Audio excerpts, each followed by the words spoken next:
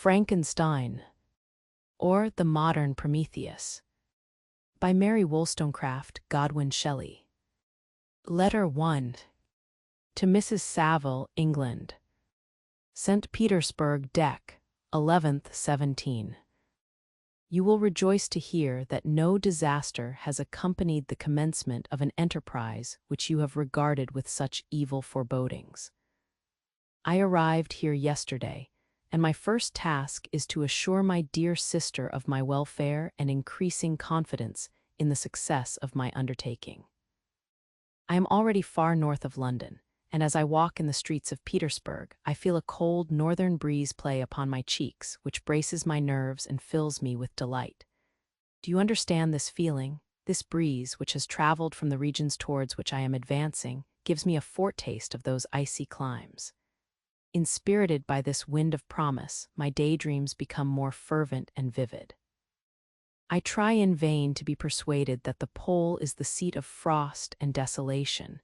It ever presents itself to my imagination as the region of beauty and delight. There, Margaret, the sun is forever visible, its broad disk just skirting the horizon and diffusing a perpetual splendor.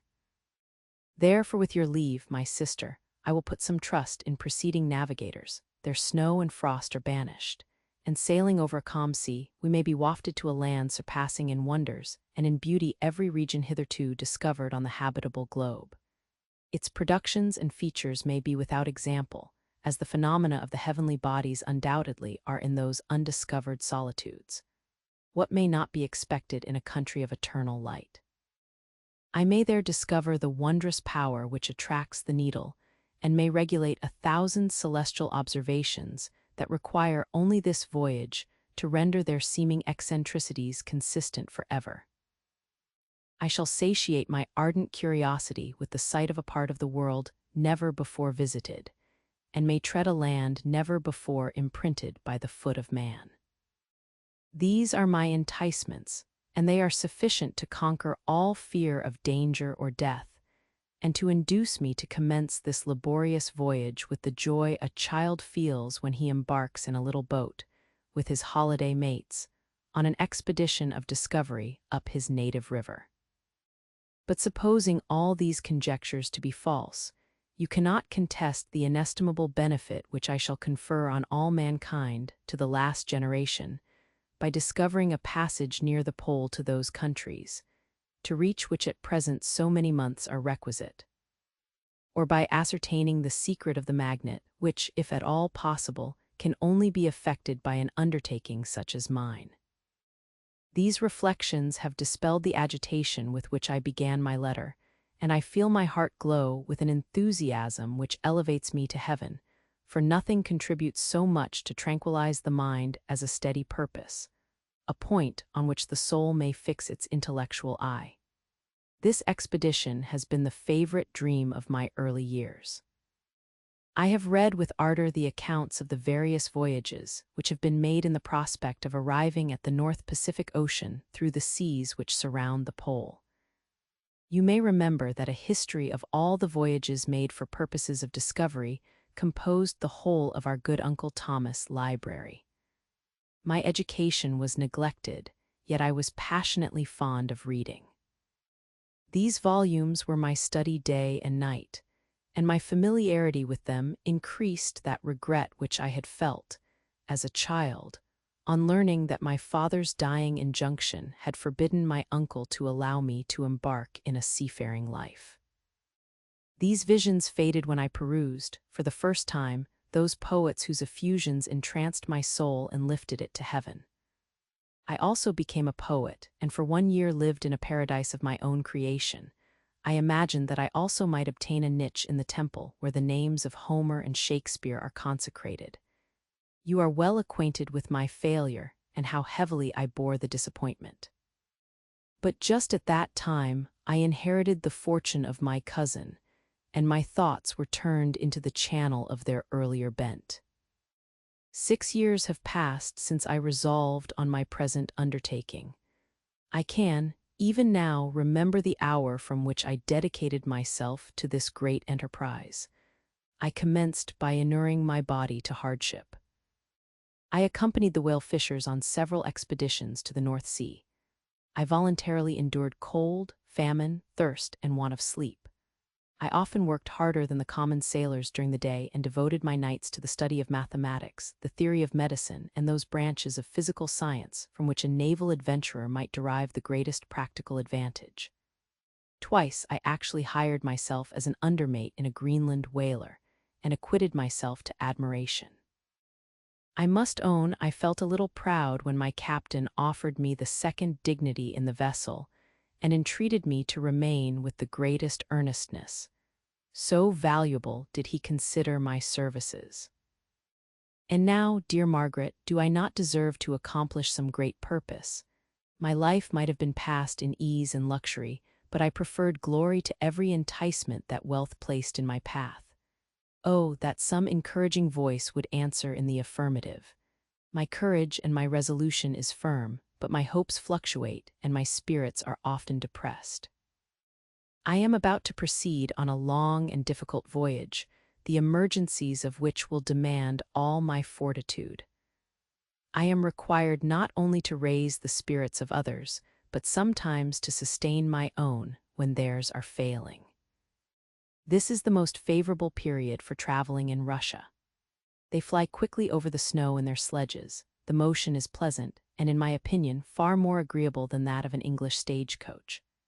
The cold is not excessive if you are wrapped in furs, a dress which I have already adopted, for there is a great difference between walking the deck and remaining seated motionless for hours, when no exercise prevents the blood from actually freezing in your veins.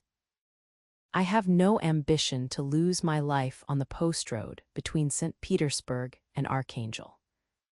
I shall depart for the latter town in a fortnight or 3 weeks, and my intention is to hire a ship there, which can easily be done by paying the insurance for the owner, and to engage as many sailors as I think necessary among those who are accustomed to the whale fishing. I do not intend to sail until the month of June, and when shall I return? Ah, dear sister, how can I answer this question?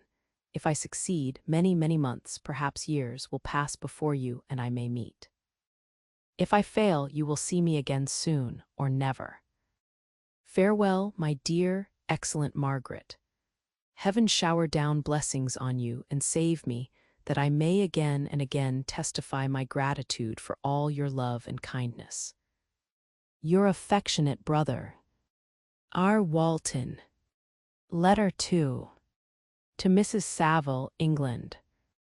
Archangel, 28th March, 17. How slowly the time passes here, encompassed as I am by frost and snow. Yet a second step is taken towards my enterprise. I have hired a vessel and am occupied in collecting my sailors. Those whom I have already engaged appear to be men on whom I can depend and are certainly possessed of dauntless courage. But I have one want which I have never yet been able to satisfy, and the absence of the object of which I now feel as a most severe evil. I have no friend, Margaret. When I am glowing with the enthusiasm of success, there will be none to participate my joy. If I am assailed by disappointment, no one will endeavor to sustain me in dejection. I shall commit my thoughts to paper, it is true, but that is a poor medium for the communication of feeling. I desire the company of a man who could sympathize with me, whose eyes would reply to mine. You may deem me romantic, my dear sister, but I bitterly feel the want of a friend.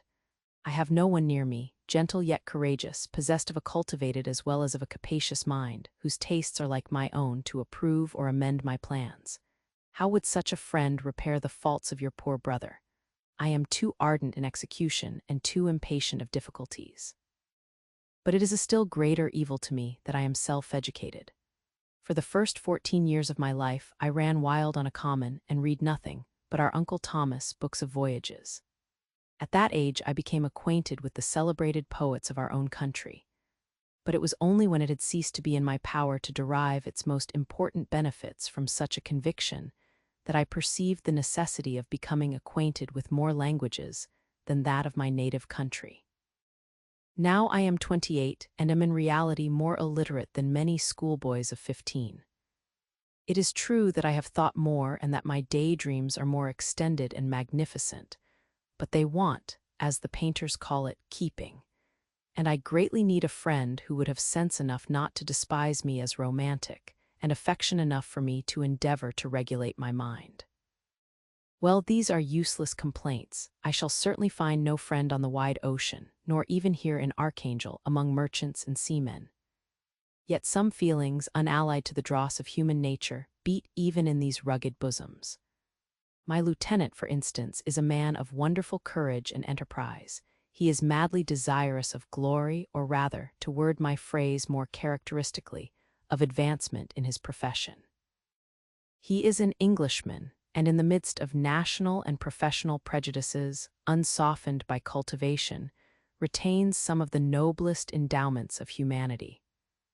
I first became acquainted with him on board a whale vessel. Finding that he was unemployed in this city, I easily engaged him to assist in my enterprise. The master is a person of an excellent disposition, and is remarkable in the ship for his gentleness and the mildness of his discipline. This circumstance, added to his well-known integrity and dauntless courage, made me very desirous to engage him. A youth passed in solitude, my best years spent under your gentle and feminine fosterage, has so refined the groundwork of my character that I cannot overcome an intense distaste to the usual brutality exercised on board ship. I have never believed it to be necessary, and when I heard of a mariner equally noted for his kindliness of heart and the respect and obedience paid to him by his crew, I felt myself peculiarly fortunate in being able to secure his services. I heard of him first in rather a romantic manner from a lady who owes to him the happiness of her life. This, briefly, is his story. Some years ago he loved a young Russian lady of moderate fortune, and having amassed a considerable sum in prize money, the father of the girl consented to the match. He saw his mistress once before the destined ceremony, but she was bathed in tears and, throwing herself at his feet, entreated him to spare her, confessing at the same time that she loved another, but that he was poor, and that her father would never consent to the union. My generous friend reassured the suppliant, and on being informed of the name of her lover, instantly abandoned his pursuit. He had already bought a farm with his money, on which he had designed to pass the remainder of his life. But he bestowed the whole on his rival, together with the remains of his prize money to purchase stock, and then himself solicited the young woman's father to consent to her marriage with her lover. But the old man decidedly refused, thinking himself bound in honor to my friend, who, when he found the father inexorable, quitted his country, nor returned until he heard that his former mistress was married according to her inclinations. What a noble fellow, you will exclaim. He is so, but then he is wholly uneducated. He is as silent as a Turk, and a kind of ignorant carelessness attends him, which, while it renders his conduct the more astonishing, detracts from the interest and sympathy which otherwise he would command. Yet do not suppose, because I complain a little or because I can conceive a consolation for my toils which I may never know, that I am wavering in my resolutions. Those are as fixed as fate, and my voyage is only now delayed until the weather shall permit my embarkation. The winter has been dreadfully severe, but the spring promises well, and it is considered as a remarkably early season, so that perhaps I may sail sooner than I expected. I shall do nothing rashly. You know me sufficiently to confide in my prudence and considerateness whenever the safety of others is committed to my care. I cannot describe to you my sensations on the near prospect of my undertaking. It is impossible to communicate to you a conception of the trembling sensation, half pleasurable and half fearful, with which I am preparing to depart. I am going to unexplored regions, to the land of mist and snow, but I shall kill no albatross. Therefore do not be alarmed for my safety, or if I should come back to you as worn and woeful as the ancient mariner. You will smile at my illusion, but I will disclose a secret. I have often attributed my attachment to, my passionate enthusiasm for, the dangerous mysteries of ocean to that production of the most imaginative of modern poets. There is something at work in my soul which I do not understand. I am practically industrious, painstaking, a workman to execute with perseverance and labor. But besides this, there is a love for the marvelous, a belief in the marvelous, intertwined in all my projects, which hurries me out of the common pathways of men, even to the wild sea and unvisited regions I am about to explore. But to return to dearer considerations. Shall I meet you again, after having traversed immense seas and returned by the most southern cape of Africa or America? I dare not expect such success, yet I cannot bear to look on the reverse of the picture. Continue for the present to write to me by every opportunity. I may receive your letters on some occasions when I need them most to support my spirits. I love you very tenderly. Remember me with affection, should you never hear from me again. Your affectionate brother, Robert Walton. Letter 3. To Mrs. Saville, England. July 7th, 17. My dear sister, I write a few lines in haste to say that I am safe and well advanced on my voyage. This letter will reach England by a merchantman now on its homeward voyage from Archangel, more fortunate than I, who may not see my native land perhaps for many years. I am, however, in good spirits. My men are bold and apparently firm of purpose, nor do the floating sheets of ice that continually pass us, indicating the dangers of the region towards which we are advancing, appear to dismay them.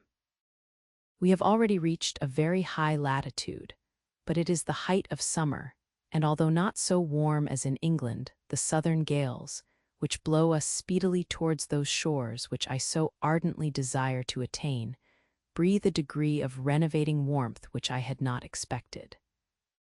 No incidents have hitherto befallen us that would make a figure in a letter. 1 or 2 stiff gales and the springing of a leak are accidents which experienced navigators scarcely remember to record, and I shall be well content if nothing worse happen to us during our voyage. Adieu, my dear Margaret. Be assured that for my own sake as well as yours I will not rashly encounter danger. I will be cool, persevering, and prudent. But success shall crown my endeavors. Wherefore not?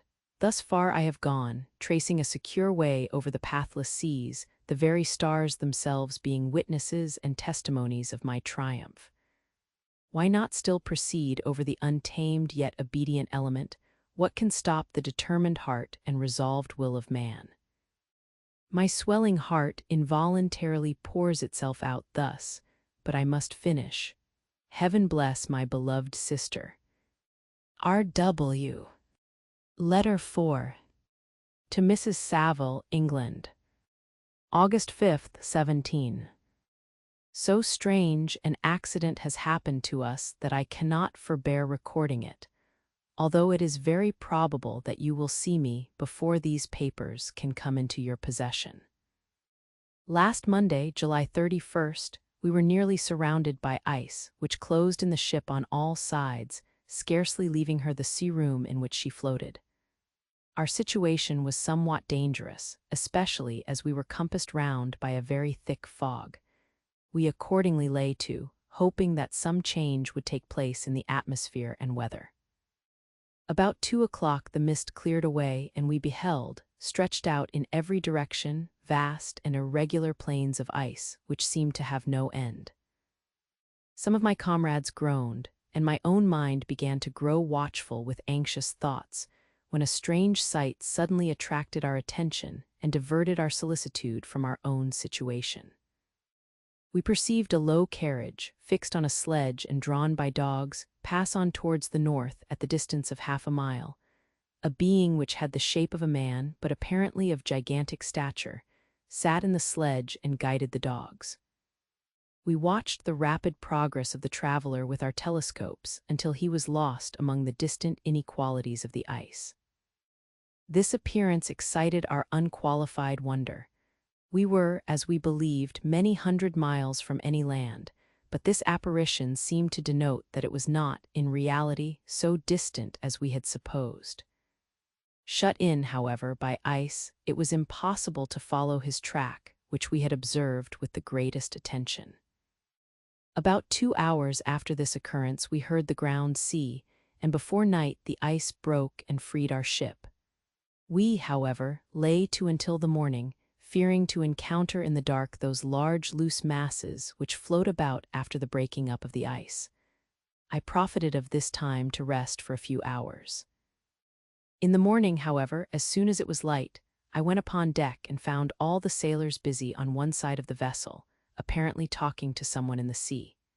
It was, in fact, a sledge like that we had seen before, which had drifted towards us in the night on a large fragment of ice. Only one dog remained alive, but there was a human being within it whom the sailors were persuading to enter the vessel.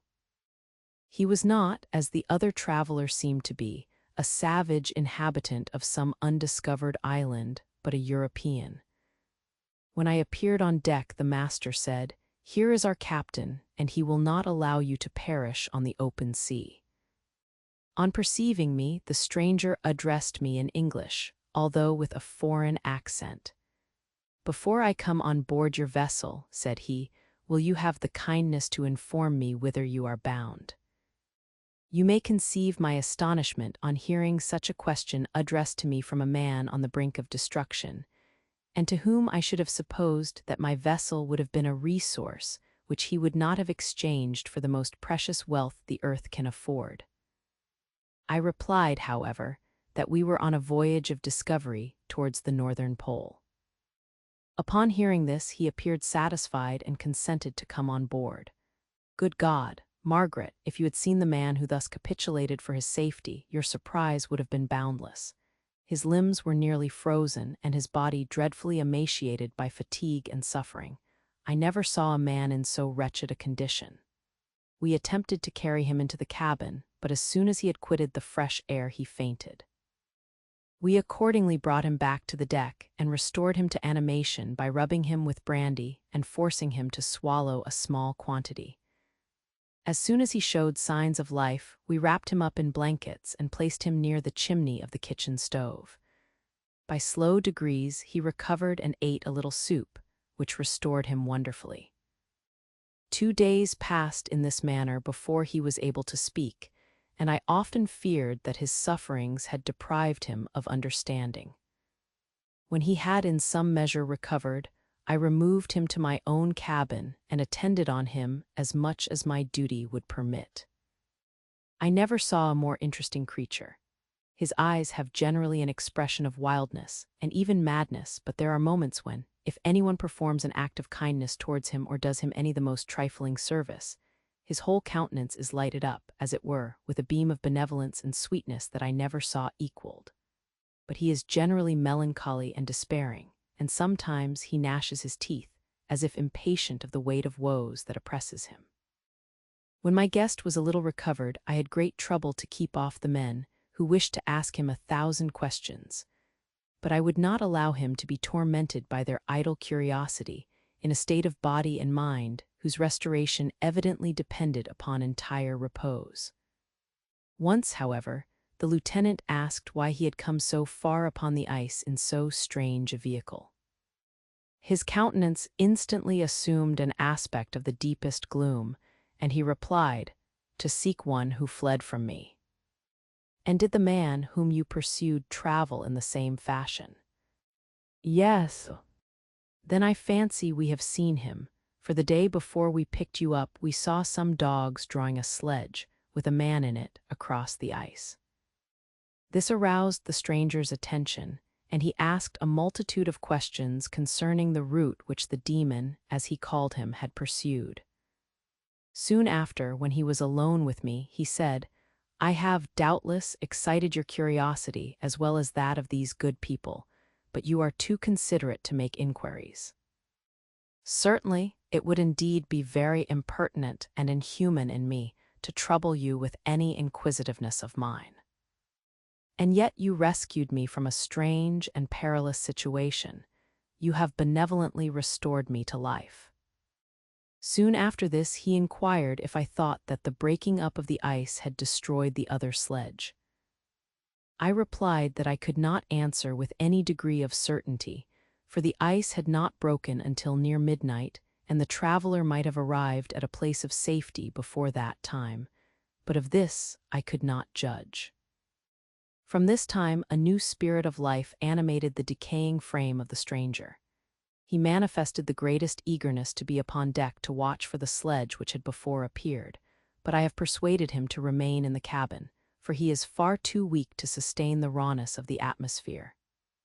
I have promised that someone should watch for him and give him instant notice if any new object should appear in sight. Such is my journal of what relates to this strange occurrence up to the present day.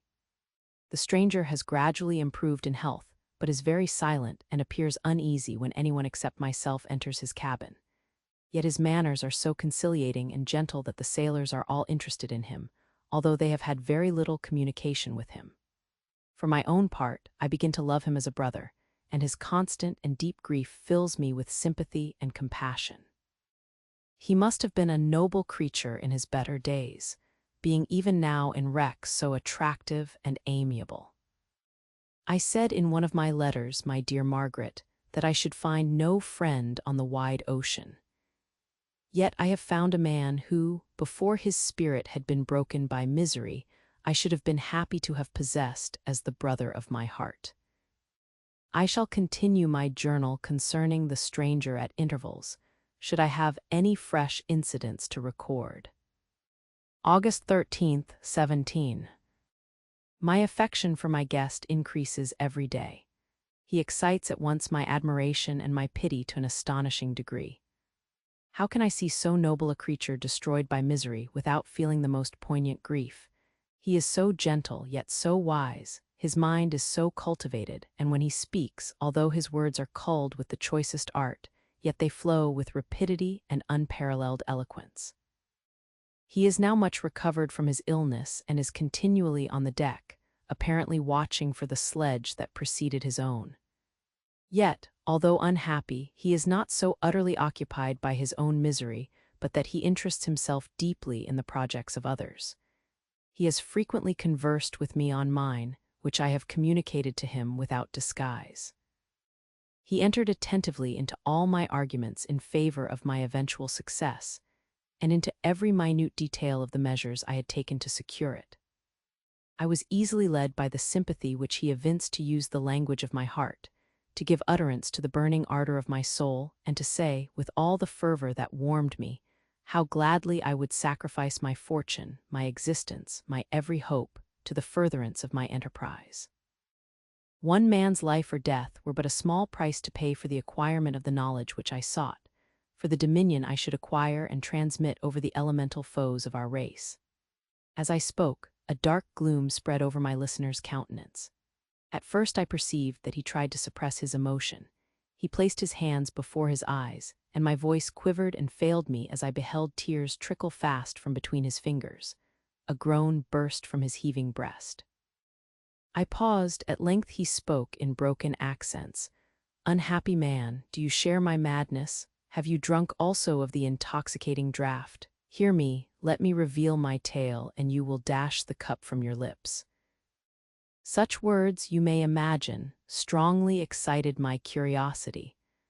But the paroxysm of grief that had seized the stranger overcame his weakened powers, and many hours of repose and tranquil conversation were necessary to restore his composure.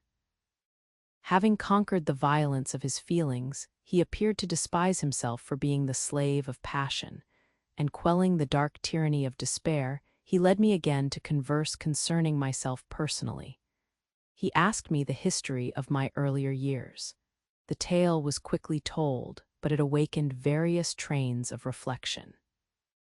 I spoke of my desire of finding a friend, of my thirst for a more intimate sympathy with a fellow mind than had ever fallen to my lot, and expressed my conviction that a man could boast of little happiness who did not enjoy this blessing.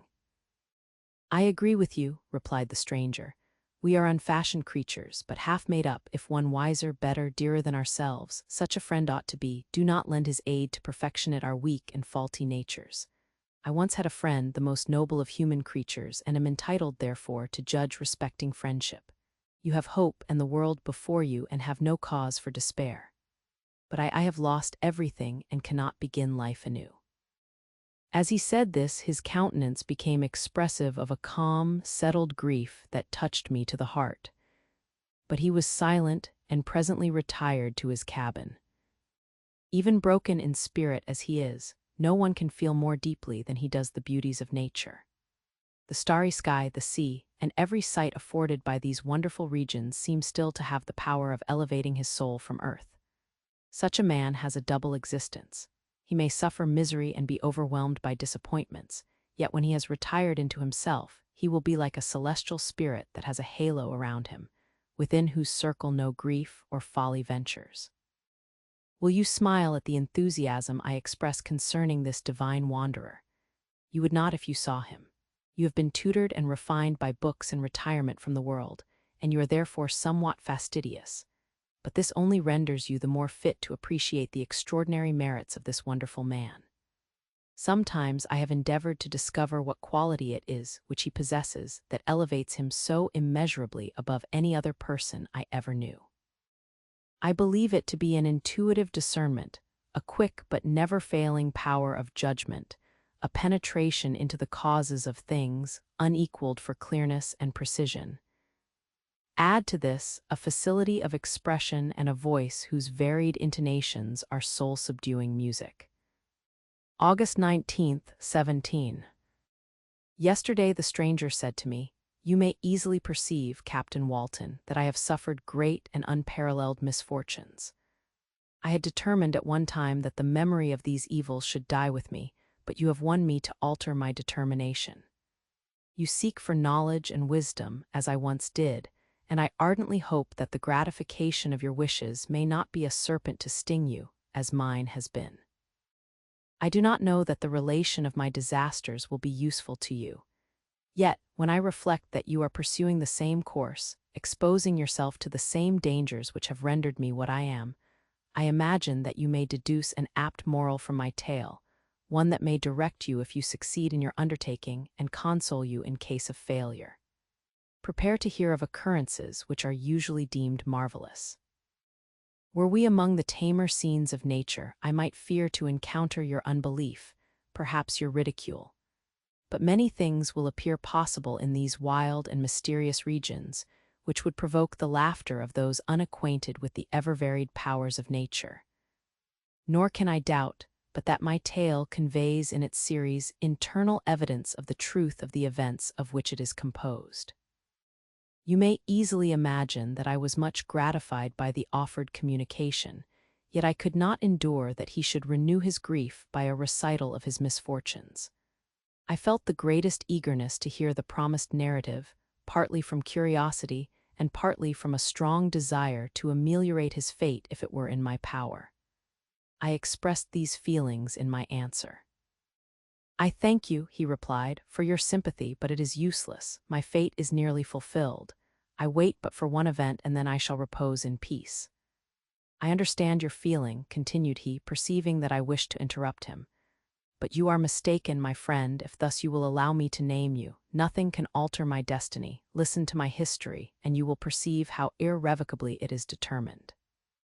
He then told me that he would commence his narrative the next day when I should be at leisure. This promise drew from me the warmest thanks. I have resolved every night, when I am not imperatively occupied by my duties, to record, as nearly as possible in his own words, what he has related during the day.